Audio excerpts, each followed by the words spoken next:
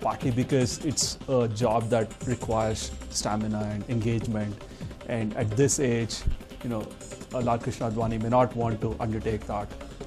So there's that. Some honorary position will be created, which will be suitable to a mentor kind of a role. Correct. Advisory position of some sort. But, it might simply be a symbolic gesture. But clearly we have, and BJP has moved on from the older generation. Well, it was speculated that BJP might form something like a NAC and, Correct. make him the Correct. head of that committee. Correct. Someone like Murli Manohar Joshi might still have ambitions of transforming a particular field, education, human resource development being his pet field. So he might still want to become a minister in Narendra Modi's cabinet. But otherwise, you find positions for these senior leaders in something like the NAC. Yeah, that's probably a more likely scenario. Yes, Mr. And in fact, if I'm correct, I think Modi has already, Advani has already rejected this offer. He has expressed his displeasure about the speaker's position. So I don't think he would be thinking in terms but of then now we also see Sushma Swaraj reportedly saying that she does not want any ministerial berth. We already saw leaders like Murli Manohar Joshi being sidelined to make way for Narendra Modi. So do you think that although now the party seems extremely disciplined, they are listening to Narendra Modi, they're all chanting the Namo mantra, but somewhere in the future, maybe very close in the future, that won't be the case with BJP? Narendra Modi will clearly have a honeymoon period. There's not going to be much dissension right off the bat, but it might come in the days and years to come. And Sushma Swaraj will obviously want to project herself as the alternative, who is ready. And her designation right now as the leader of the opposition in the Lok Sabha clearly points to that. So this is more of a posturing towards the future, and I expect Sushma Swaraj to eventually accept a senior cabinet ministership, either Home Ministry or External Affairs, or one of those senior top 4 cabinet ministries. Well, that's the big news coming in now. LK Advani wins in Gandhinagar constituency by just over 17,000 votes. Not a huge margin in parliamentary election, just a slender margin.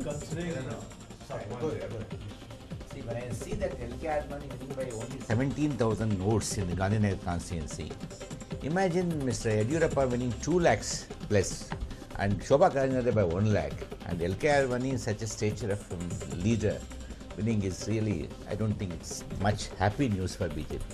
But if you look at that unfortunately for Modi, he's won. No, but Not for LK Advani type of. Then that's what I'm telling you.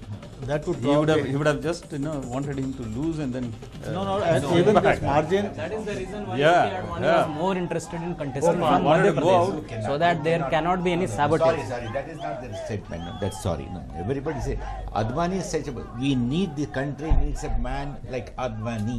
Nobody is doubting that. But Mr. Nirmal Kumar Surana, if you look at the lead up to the whole nomination process of Mr. Advani, he said he would like to contest from Bhopal. When the party announced his candidature from Gandhinagar, then he came out in the open and made his displeasure very clear. Then they said, okay, we'll leave it to the choice of Advani. He says, okay, I'll go ahead with Gandhinagar. And even when we were there and his campaigning took off, he campaigned only for a few days over there during the weekend. It was more of his daughter and son who took care of the campaigning. And even Modi did not extensively campaign in Gandhinagar as such. And this lead of 17,000 votes for someone like stature of LK Advani doesn't really hold good.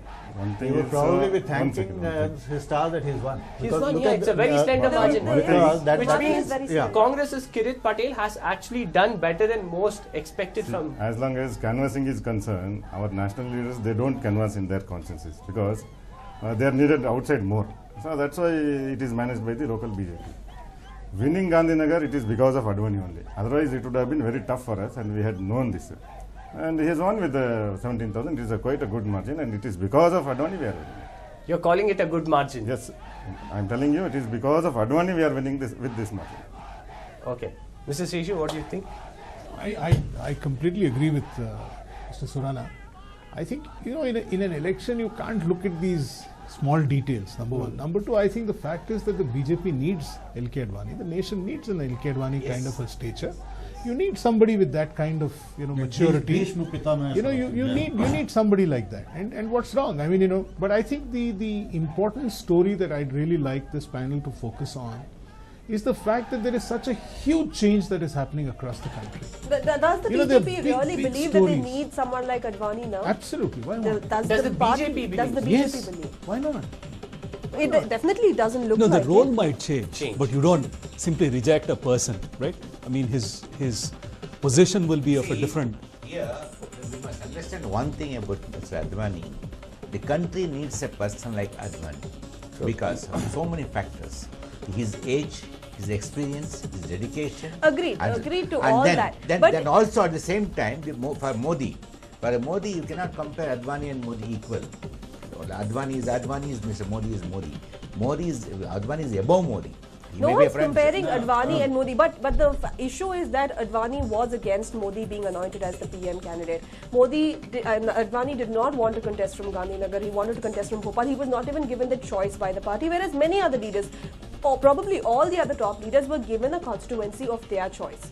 So why that treatment was not given to Advani if he's that important to the party? One thing I want to correct is, Advani ji was never against declaring Modi as a PM candidate. He was against declaring the PM candidate itself. No declaration should be made on an individual. That was his opinion that time.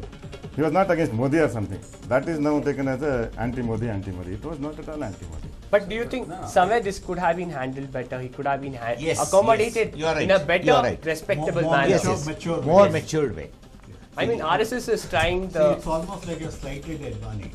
The whole thing. But see, I'll also fault Advani because he made some statement which he ought not to have made, considering his seniority in the party and the fact that he's grown in the party and brought up Modi to a level. So somewhere you felt that he did feel hurt that he was being ignored. There is no nicer way, polite way of making these transitions. Politics is a game of hard knocks. You take your beatings, sometimes gracefully, sometimes with petulance. But do you think that's the problem? But I'll tell you what. Looking at those numbers, there's some very interesting stories playing out there. Yes. Look at what is happening to the Congress. Congress, if you can break that number up of 76, will be around 50. The point 60. Is that the Congress is now going to get relegated to the status of being lower. I mean, it's going to be less than a regional party. So just what's happening slightly to the above than TMC or other parties. Absolutely. Look at that, number one. Look at that figure of Andhra Pradesh, where the Congress has not won a single seat in the assembly, which means, they're getting decimated across. Yes. Okay? So this is a carnage that is going on right now as far as the Congress is concerned, and they ought to really sit down and think what are they going to be doing. There is a very interesting track that you're putting out about the BJP and Advani and some of the senior leaders. But the other interesting point here is that the mood of the nation today, which has spoken so decisively, and believe me, that is a brilliant campaign that was put together by the BJP. Under Modi, I mean, the way this man has gone around the country, galvanizing people to go. Look at those numbers. There is no poll except for that Chanakya who forecasted something like 300, whatever. Yes, nobody got the figures right. I think the highest was 289. Yeah. 289. Yes. You see, today's Chanakya, they had predicted actually 340. They had predicted 340. But the individual 292. So which means that the mood of the nation has been completely misread by person after person after person. Look at that. I agree with Mr. Ramsheshan. You see, the mood of the nation is totally, they wanted a change. The change for a positive change. They wanted this 10 years of Congress rule, whatever happened, and that has to go. Totally the nation decided. You see, usually the voters will decide in two factors. If it's an MLA election, his attitude is totally different. For a parliament election, his thinking is totally different. In that manner, the people of the nation has taken a right decision. So and that had a lot to do with the way the BJP had bombarded itself into the minds of the voters. But more than that, Modi as a brand has been bought by the people. No, but you see, I think you also should look at one more fact. And when you get your numbers, you'll get them going. State after state, it's a clean sweep. Now that's an interesting thing. Rajasthan, Madhya Pradesh, Gujarat, Chhattisgarh.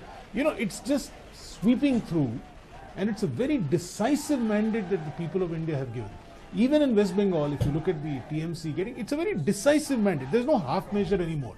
So I think the last 10-15 years of this nonsense that we've gone through, of this fractured mandate, this coalition party, this rubbish that has been happening in this country, I think is completely now the country has decided, look, enough is enough. Let's go and sail with one guy or sink with one guy. It doesn't matter. Give him 5 years. Let's sail or sink. 67 for BJP in Uttar Pradesh. Absolutely. Look at that. Out of 82. They have decimated BSP, SP, Congress. That may be 54, yes. much, It also Right. gives an indication that in UP the caste factors have not played any role. Nothing. Right.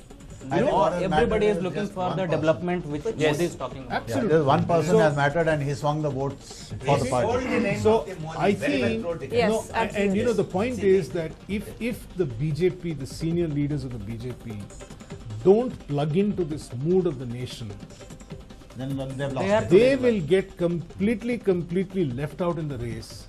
However senior you may be, however grand a person you may be. you've Just like how got we to- saw in Karnataka. Absolutely, you've got to. And look at Karnataka, what a story. Less than a year ago, the BJP was just completely booted out. They were Yes. relegated to Booted third out, party. BJP. But then the voters And in within Karnataka 1 year- also kept the central government in mind. Fair enough. But within 1 year, they've been given a chance again. Now, again in Karnataka, if they go back to their old shenanigans, sir, through you to your party, okay, and you must tell them that this is the mood of the man on the street. In fact, speaking of Karnataka, Bangalore South, we are seeing Anand Kumar taking a huge lead. 1,04,000 odd votes is what Anand Kumar has taken a lead as against his opponent, Actually, Nandan Nilekani from the Congress. performance because Krishna Yes. Bairagowda That was 34, lost by only 37,000 votes. So he seems to have recovered some. Yes. But there is one more interesting factor that you can notice. BJP has made inroads into several of these northeastern states where they had absolutely no votes. Yes. Assam. Yes. Look at the Assam story. And remember, this is a minority-dominated areas, Assam is largely. a fantastic story. Okay, where the BJP is just coming through. Even Bengal, where they are Bengal. getting forces. Whole of this northeast, there is a infiltration problem, infiltration from Bangladesh, which BJP has been raising from so many years. But the Congress or all other parties, they have not taken it seriously. And this is a serious matter and serious business. People want to give a message that this is a serious problem. But did Do you BJP think in its somewhere, especially in areas like Bengaluru, where we are seeing the Aam Aadmi Party, apart from Delhi, in Bengaluru, it has a certain amount of presence, especially it has the elite which are supporting the Aam Aadmi Party. Do you think that somewhere the Aam Aadmi Party made BJP's work easier? Did it eat up? Exactly. Yes. Did it eat up into Congress's Yes, votes? definitely. I don't think so. No, that would have made an impact because the sizable population. Discussing about We will speak Vote one share, at a yes. time. Yes, Aam Aadmi, Mr. Surana. discussing. One thing we must understand is Delhi there was a political vacuum. It's not that something what is said Aam Aadmi created something or they what is organized something. It is nothing like that. There was a big vacuum which BJP could have filled it. Aam Aadmi Party, they projected themselves as if they are going to give something different. And within 1 month, 1.5 months, they proved themselves what they are. They are just, nothing more than a bunch of people making so many unnecessary But they are a new news. party. One second. And now 33% in Delhi they are scoring. That 33% is not for Aam Aadmi Party. Again, I tell you, people don't want Congress. They want someone to fill that gap. And that's how this 33% is not whole Aam Aadmi Party. They about 5-6% their personal party vote. And others are. Mr. Ramsheshwar, you disagree with that? You feel that Aam Aadmi Party has not eaten up into Congress's vote share? Why not? Because Congress is largely banked on these minority votes, which might have turned to the Aam Aadmi Party. I'll tell you what. I think this particular election is very interesting because of 2-3 reasons. Reason number one, it's a very positive vote. Okay? You may agree, you may disagree with the policies of the BJP, etc. And there's a lot of things that they've got to get right. Okay, so I'm not one of those 100% endorsers of the BJP as it stands. Okay, so there are a couple of things they've got to get. But this is a very positive vote. This is a decisive vote. Normally in this country, in the last couple of years, if you see, it has been a negative vote. People have